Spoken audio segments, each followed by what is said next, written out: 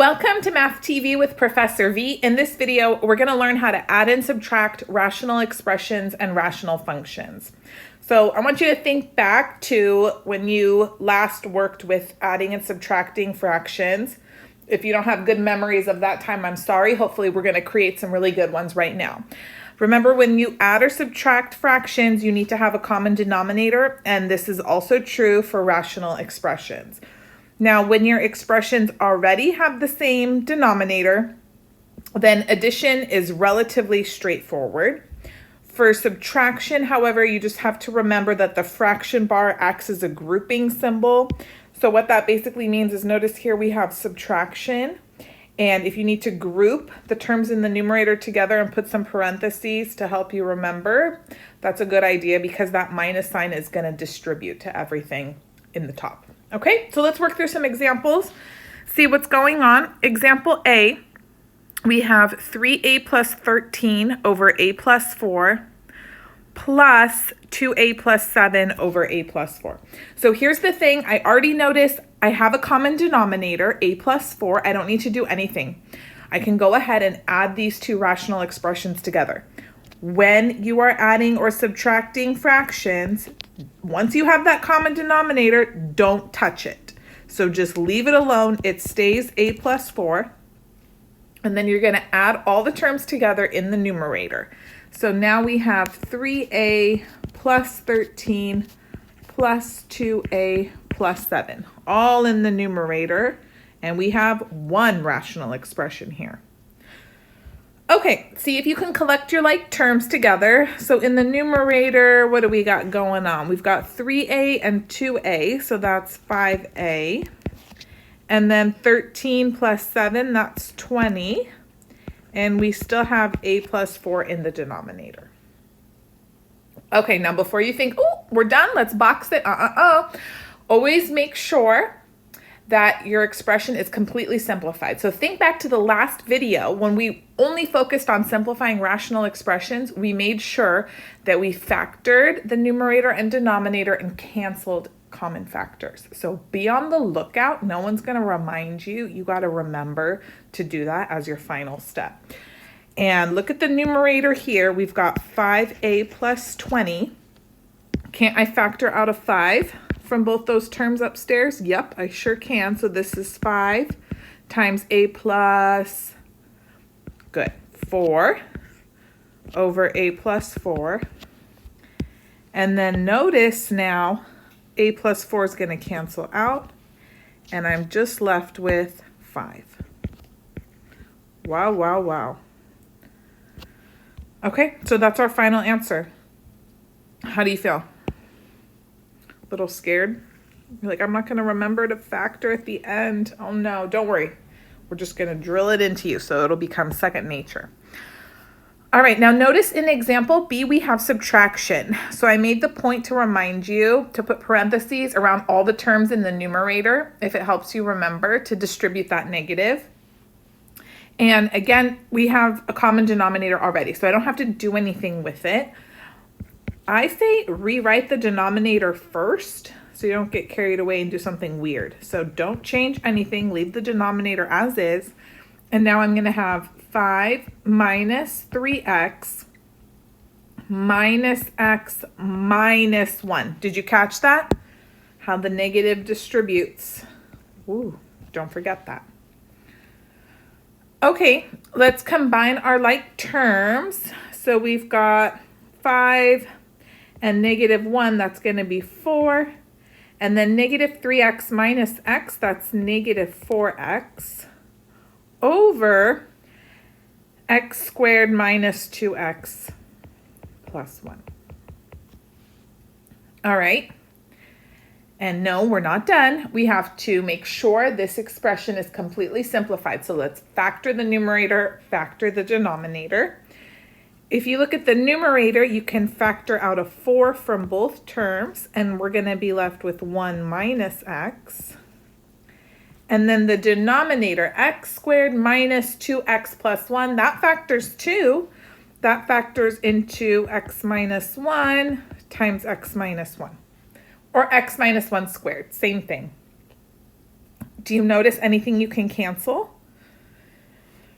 remember, 1 minus x is equal to the opposite of x minus 1, since the order of subtraction is reversed. So I can cancel out these two factors. I just have to make sure I add a negative in the numerator. And then everything is completely simplified. So we have -4 over x minus 1. If you forgot about that, just review the previous video where we went over simplifying rational expressions. And whenever you add that negative, you guys, it goes in the numerator. Okay. So this is not too terrible because notice in both examples, we already had a common denominator. How nice. But life is not going to always be that easy. Most of the time, you're going to run into fractions or rational expressions that don't have the same denominator. So we have to go get a common denominator. And you want to use the least common denominator, not just any old common denominator, especially with rational expressions, because you don't want to have all this crazy foiling and simplifying going on in the numerator. You'll see what I mean in a second. So sometimes the common denominator is pretty obvious or easy to find. If you think back when you would add fractions like 1/2 and 1/3, you could tell, okay, the common denominator is going to be 6, and you get that just by multiplying those two denominators by each other. However, we need a process that's going to help us find the common denominator when it's not super obvious like this. What do we do when the problem is more challenging, like 7 over 90 plus 5 over 42? You don't want to just sit there and multiply 90 and 42 by each other because it's going to make a mess of a problem and you're going to have a wild time trying to reduce it at the end. So think back how maybe you were taught is to write out the prime factorization of each denominator. So 90, that's 9 times 10, right? And 9 I can break down into 3 times 3. And then 10 is 2 times 5. And then we're adding 5 over 42. So let's write down the prime factorization for 42. 42 is 6 times 7, right? And 6 we can break down into 2 times 3 times 7. So what we're going to do now is build the least common denominator.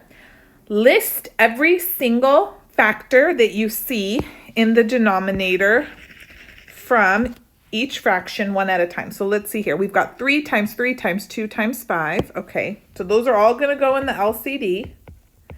And then now look at your second fraction and only add in what you're missing. Okay, so you see this 2? I'm not going to add another 2 because I already got it. You see this 3? I'm not going to add it. I already got a 3.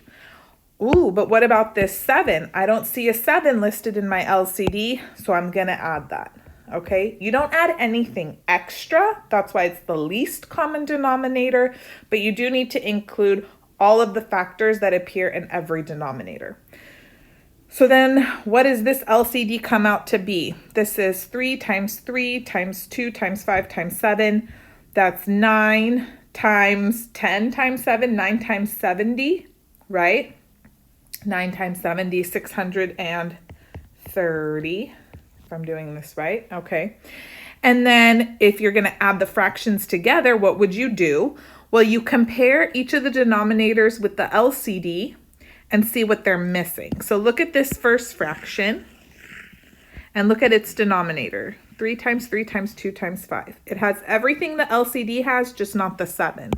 So add the 7 here and here, top and bottom. And then now look at the second fraction. It has 2 times 3 times 7. So it has 2, 3, and 7. It's just missing a 3 and a 5, which is 15. Okay, so now they both have the same denominator, which we said was 630. So this is 49 over 630 plus 5 times 15, that's 75 over 630. And then when you add these together, you're going to have 49 plus 75 over 630. If I add those together, that's going to be 124 over 630. And then I can reduce by 2 right? Cancel out a 2 from both of those. So 124 divided by 2 is 62, and 630 divided by 2 is 315. And now it's in lowest terms. So this is essentially the process we're going to mimic right now, just with rational expressions that involve variables, okay? If you weren't taught properly how to add fractions that were more complicated like this initially in school, then no, it's going to be a little bit of a challenge for you, but don't worry. We're going to work through examples building up your skill level, okay? Just some definitions. Let's get them straight because you're going to hear us using both terms a lot. So when we talk about the least common multiple, that's just a number. It's the smallest number that is a multiple of each of the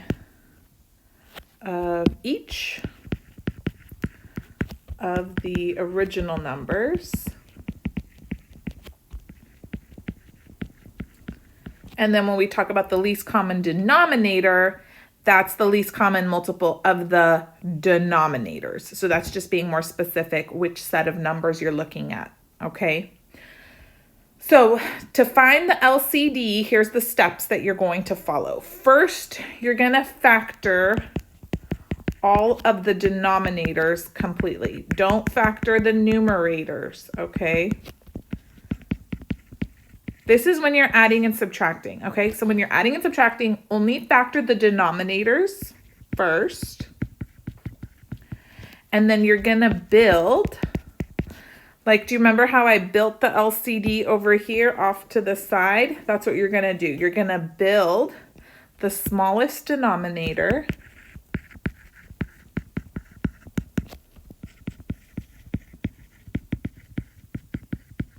that contains the original denominators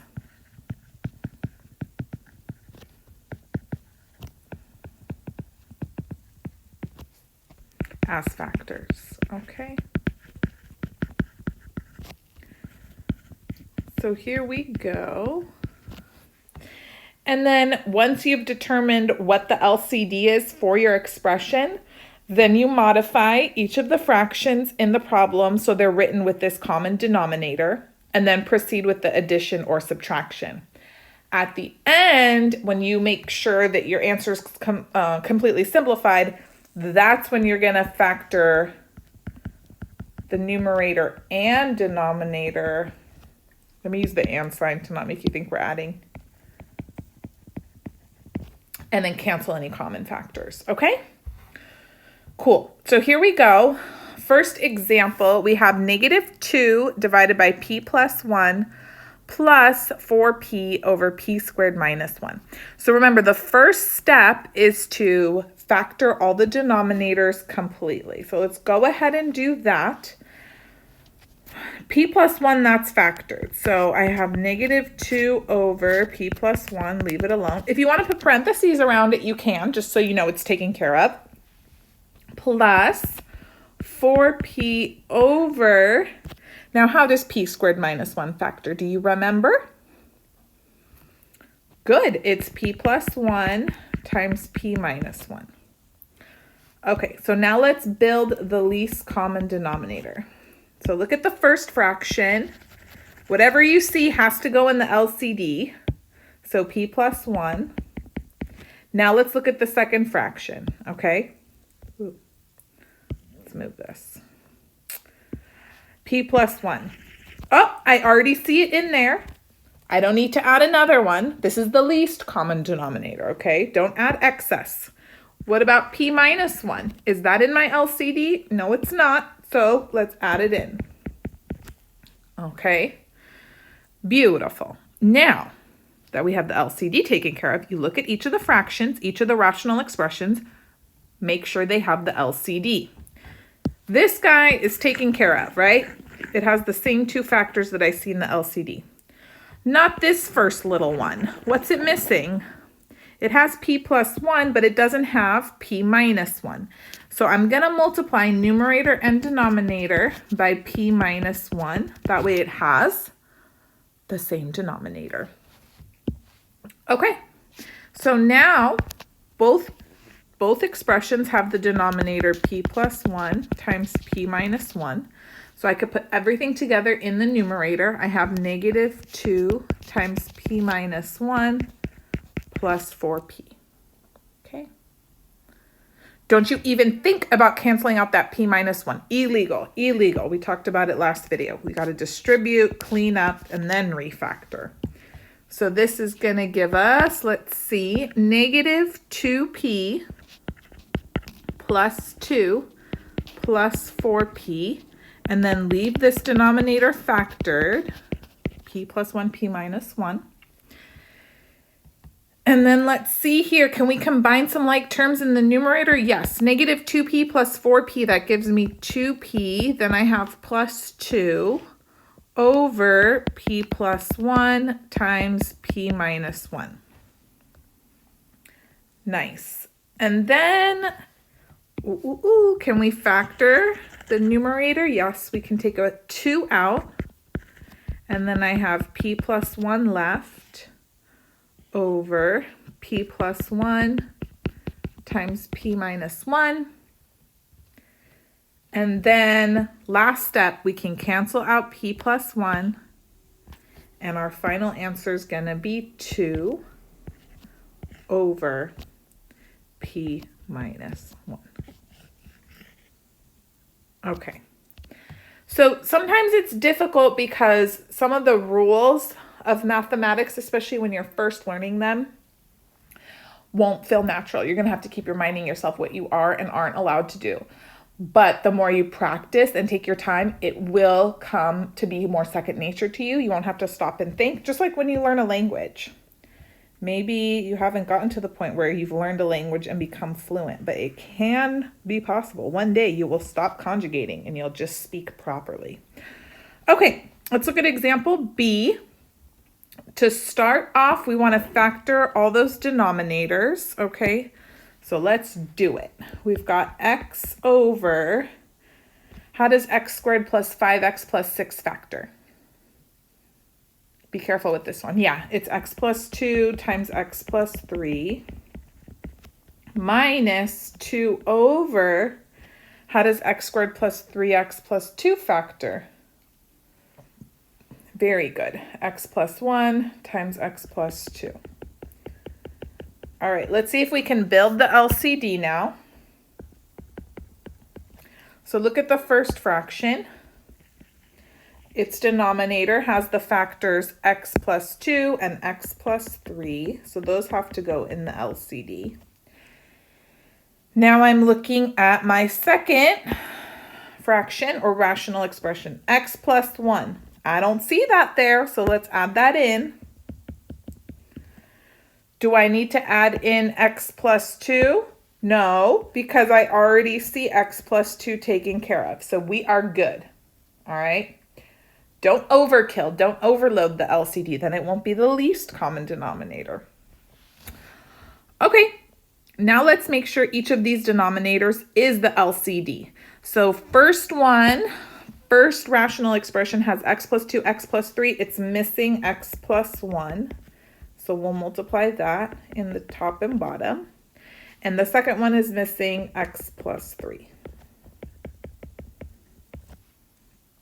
Good. Okay, so now we can put everything over the same denominator. We have x times x plus 1 minus 2 times x plus 3 over x plus 2, x plus 3, x plus 1. No canceling yet. I'm going to say it over and over. You see how there's subtraction here? That means it's not time to throw your cancel party. You have to finish distributing, cleaning up, refactoring at the end, then maybe it's cancel party time. You see how the denominator is fully factored? It's just bam, bam, bam, factor, factor, factor. The numerator has to be the same way in order for you to be able to cancel. Okay, so let's distribute. X times x plus 1, that's going to be x squared plus x minus 2x minus 6 over x plus 2, x plus 3, x plus 1. Can we combine like terms? Yeah, x and negative 2x. So we have x squared minus x minus 6 over x plus 2, x plus 3, x plus 1. Almost there. Does the numerator factor? X squared minus x minus 6. Ooh, does that factor? It sure does. It factors into x minus 3 times x plus 2. Okay, so let's see. Is there anything that we can cancel? We can cancel x plus 2, since I see that same exact factor in the numerator and denominator. X plus 3 and x minus 3 are not the same. You can't cancel when one factor has addition, one has subtraction. No, no, no. So that's it. That's as much of a party as we're going to have with this problem. So we've got x minus 3 over x plus 3 times x plus 1. Lovely. That was fun. Okay. Next example, example C. A squared over a minus b plus b squared over b minus a. Okay, here's a cool little trick. Whenever you're trying to add, or if you're subtracting rational expressions and you notice the denominators are identical, it's just the order of subtraction is reversed. It's usually best to switch the order of subtraction in the second expression. And remember, b minus a is equal to the opposite of a minus b. So I can replace b minus a with a minus b. I'm just going to have to add a negative. Where do I add it? You should always add it in the numerator. So now I have a squared over a minus b plus b squared over b minus a. Or basically this is the same thing as just doing a squared minus b squared now over a minus b. So sometimes my students like to just use the shortcut where they switch the addition to subtraction and then rewrite the second denominator to match the first one. And if originally it was subtraction, then you would switch it to addition, right? Because the two negatives would cancel out and make it positive. Okay, not too bad, huh? That little shortcut really saved time. Can we factor anything? Yes, a squared minus b squared. That's a difference of squares, so that's going to factor into a plus b times a minus b over a minus b. Now go ahead, you can cancel a minus b. That means there's just a 1 in the denominator and you don't have to write it in your final answer. So we're just left with a plus b. Very good. Okay, are you feeling a little more comfortable?